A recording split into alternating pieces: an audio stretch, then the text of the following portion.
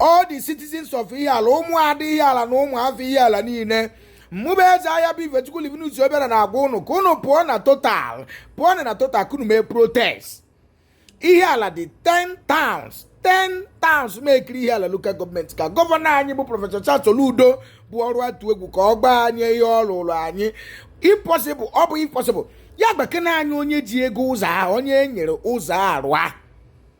Ọ na Anambra, ọ na Nigeria ka gọvanọ na awọdụ ụzọ ewere nye mmadụ ji erụba. Gọvanọ anyị eje supervise ya ụzọ awọdụrụ ma ọ bụ na enwere nke awọdụrụ anyị kwuchi na nwere ụzọ awọdụrụ Ihiala. If it is yes, biko ihe a bụ ihe ndị after now. I am not after any party mu na nwere okokpo mu ina apia sisa.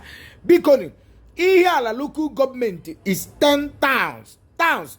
Azia, Mbosi, Okija, Ubilisi Ụzọ, Amoka, Lilu, Okija, Iseke. Gịnị na-eme nini? Emere anyị ihe eme ka ọba anyị na-eme onwe anyị. Punyani ni meni ni protest ka ikwu look at ahịa nkwo ogbe anyị after ahịa Ọnịcha ọ bụrụ nkwo ogbe Ihiala. That market is as big as large as you put you go there ka unu hụ onwecha nke nwere eburu block dozi stu ụzọ ada agazi di aga ya ahịa anyị agata everywhere dị tattered. Your Excellency sir, Your Excellency, ọrụ atụ egwu ị na-enenekwa ihe gọvanọ of Abia steeti na-eme n'aka. Ị na-enenekwa ihe mmadụ dịka Dr. Alex Oti na-eme n'aka. Akpachiga na ibi ụzọ wee rigoro as a governor. Go to Abia State. Abia State is now London. Oh, small London. Abia State, I want London. Abia State, I want to do ụzọ na oji ọkụ eme ọgọ. Kedu ihe bụ Ihiala? Unu tụ use Ihiala o ruo na vote onye ọbụla abịa na-asagharị na-aṅụ pure water, na-ata akị, na-ata ụkwa. Ihiala pụtazie in massive tụchazie vote.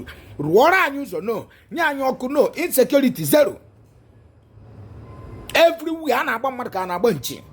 Ọkwa ụzọ dị mma wee chụba kidnapper. Ọkwa ọkụ dị wee CCTV. Your Excellency sir, I am not against ihe na-eme, but I'm against ihe gbasara Ihiala. Tell us about Ihiala local government. Address us. We are angry. You are angry. Address us. Enyezina mmadụ ego ụzọ. Bịa kọwagodi na anyị. This is the last video I will make.